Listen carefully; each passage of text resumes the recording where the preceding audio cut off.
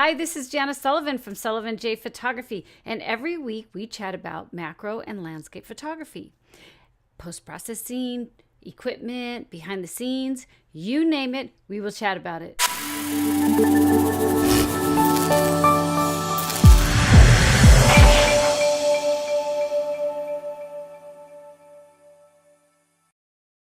Today I want to talk to you about the most important thing that I think you should know or have down if you're a macro photographer, and that is the f-stop.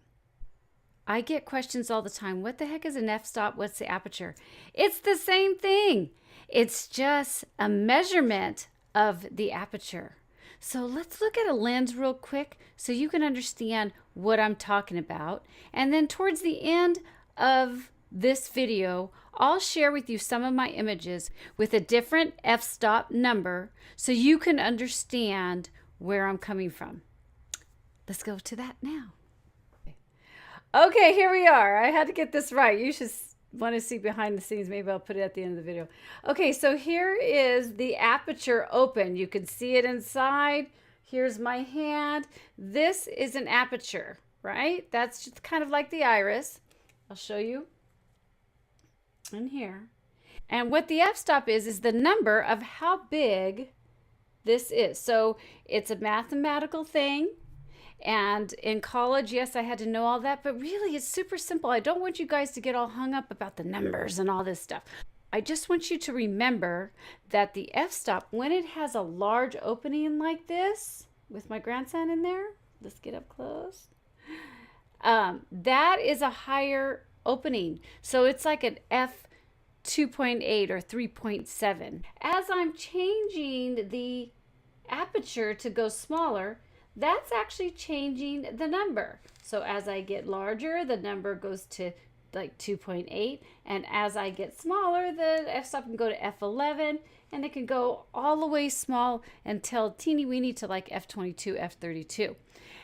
As you make this f-stop smaller, you will lose less light, but you will have the simulation, or you will be able to see a little bit more in focus. Now with macro photography, this is why I say it's so important.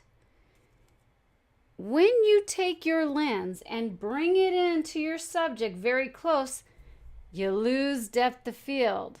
You lose depth of field. So if you want more in focus, then you need to push your f-stop number up.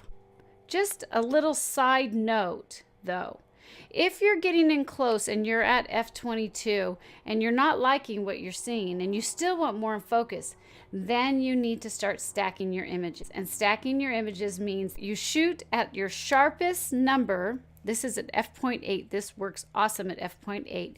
And then I take my picture, and then I take another picture overlapping what's in focus. I'll start from the foreground and go to the background, and I'll take as many as I need to get whatever I want in focus. If you don't want to deal with stacking, you're just starting off in macro photography, just know again that your f number at 2.8 has that aperture really big, and you will lose what's in focus. You'll lose depth of field. When your aperture is really small, teeny small, f22 say, you will have more in focus or more depth of field, but you're going to have to worry about your light situation. It's a challenge, and that's what's fun about macro photography. If you have any questions, please leave them down below, and I promise I will answer them. I'm Janice Sullivan from Sullivan J Photography, helping you get up close and personal with your camera. Cheers!